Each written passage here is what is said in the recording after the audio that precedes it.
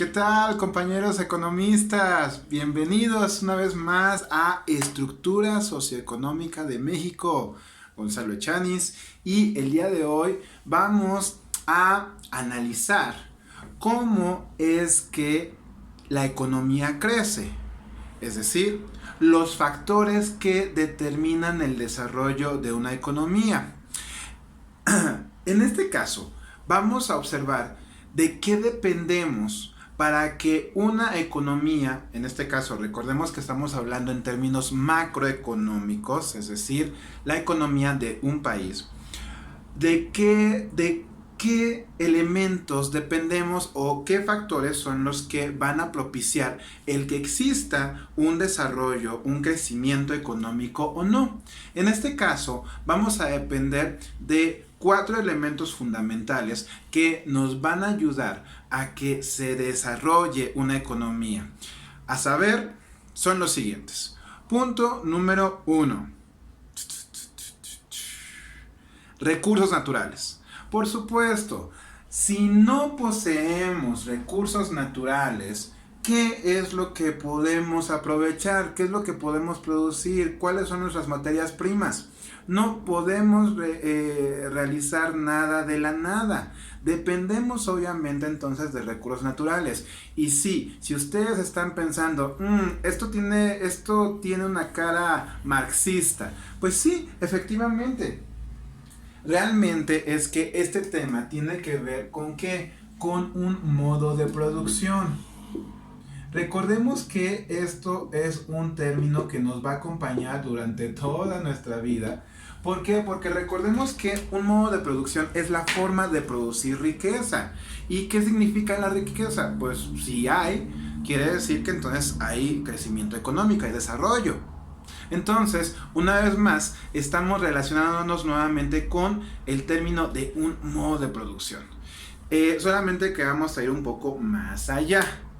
Es cierto que tiene que ver con el modo de producción, pero hay otros factores que debemos de tomar en cuenta, en este caso, para determinar el desarrollo de un país. Así que entonces, paso número 1, dependemos de recursos naturales, materias primas. Si no tenemos energía, si no tenemos agua, si no tenemos con qué, ni siquiera con qué alimentarnos, pues de dónde vamos a conseguir recursos o cómo vamos a producir algo. Entonces, punto número 1 es que haya recursos naturales.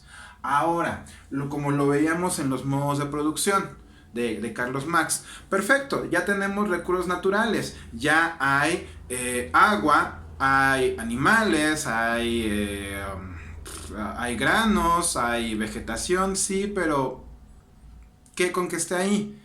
Esos recursos naturales se van a transformar mágicamente en un pollito asado. Se van a convertir esos árboles en una casa habitable. No. Por sí solos no se van a convertir en algo que realmente nosotros necesitemos. Tal vez, claro, una fruta, y si quiero comerme una fruta, claro, pero en este caso nos estamos refiriendo a vivir bien. Entonces, bueno, también para empezar, la manzana está ahí, y va a llegar la manzana a nuestra boca mágicamente. No, requerimos de qué, de fuerza, de trabajo. En este caso nos referimos al capital humano, ¿sí? O lo que es lo mismo, recursos humanos.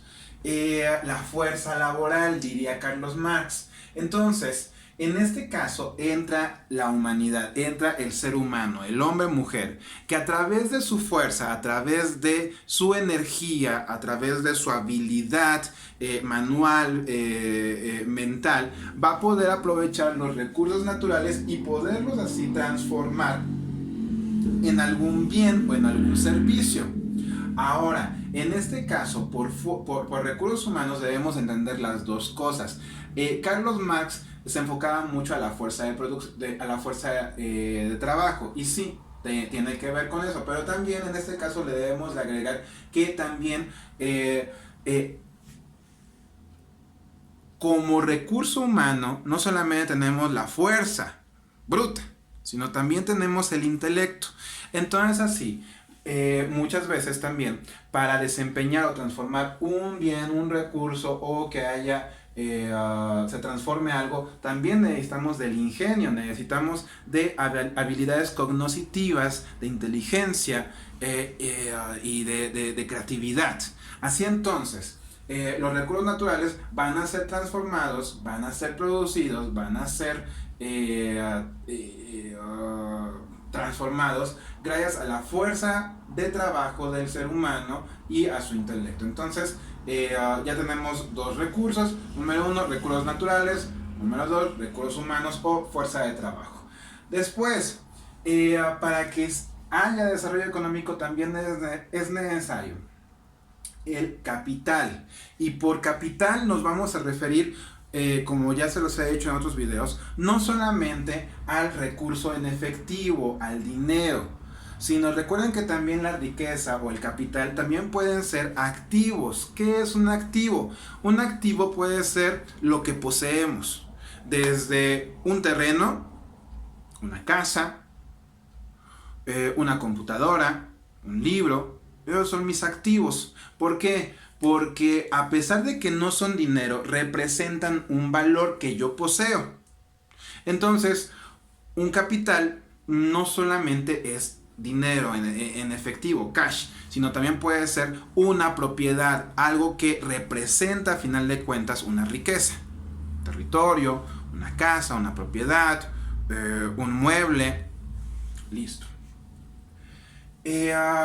Ahora entonces, esto, si lo vemos desde la perspectiva del materialismo histórico y desde el modo de producción, aquí entran, ya saben, los empresarios, los dueños del capital, los que tienen riqueza o activos que pueden emplear a obreros para que trabajen en la fabricación de algún producto, ¿sí? Y obviamente esos recursos, esos activos van a ser también capaces de poder adquirir la materia prima que aquí viene en forma de los recursos naturales. Bien, entonces aquí en el capital intrínsecamente estamos viendo la lucha de clases, es decir, los dueños del capital, los que tienen la riqueza, la propiedad, ¿sí? Los activos, y que son capaces de entonces producir y pagarle a alguien para que les ayude a producir algo, y ahí vienen los obreros.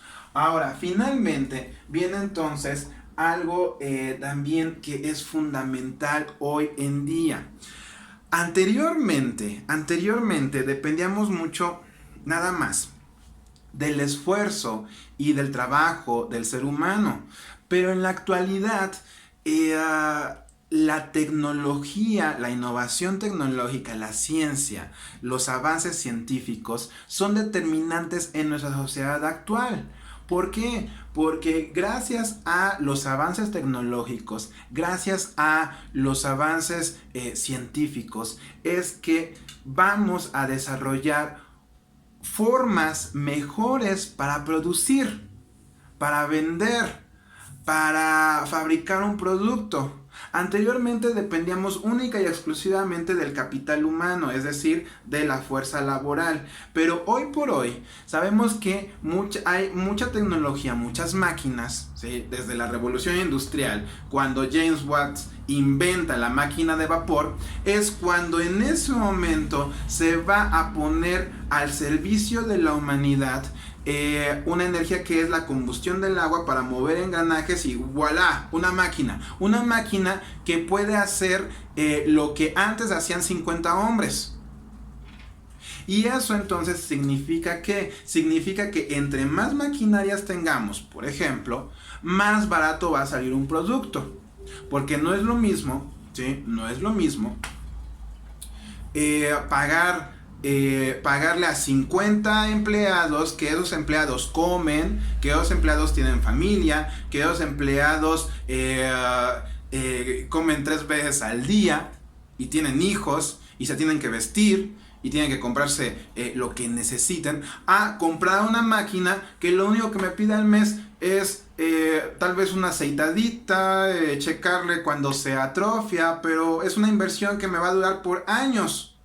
Entonces, si comparamos lo que una empresa gasta en pagar sueldos a sus trabajadores a comprar una maquinaria, pues realmente le va a salir mucho más rentable comprar una máquina, que pagar los sueldos de trabajadores. Y aquí también esto no está muy agradable.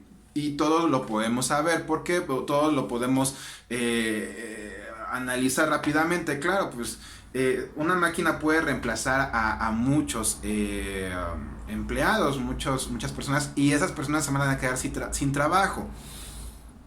Sí, pero en términos económicos pueden hacer que se generen también otras formas de trabajo para esas personas que se fueron despedidas. Se pueden emplear en otro tipo de sectores, tal vez no en la industria, sino, por ejemplo, como en el video anterior que vimos de sectores productivos, sabemos que existen otros tipos de sectores: el primario, es decir, la agricultura, la ganadería; el secundario, la industria; y el terciario, los servicios. Bueno, pues entonces muchos de nosotros nos podemos dedicar a alguno de estos sectores, pero en el caso de los factores que detonan el crecimiento económico, va a ser el desarrollo de tecnología, de innovación. Esto entonces, ¿qué nos da? Nos da que se agilicen los procesos productivos, es decir, lo que antes tardaba en fabricarse una semana, ahora se hace en un día. También que esos productos también van a llegar más rápidamente a los mercados, porque también hay innovación en los medios de comunicación, de transporte. Y eso agiliza todo eso. Entonces, por innovación vamos a entender, sí, toda maquinaria, toda tecnología que nos ayude a hacer mucho más eficaz la producción y a venderse mejor. Y entonces aquí, pues tenemos computadoras, medios de transporte. Y actualmente no es por nada que los grandes millonarios del mundo se dedican, de hecho, o son dueños de empresas que se dedican a innovación tecnológica.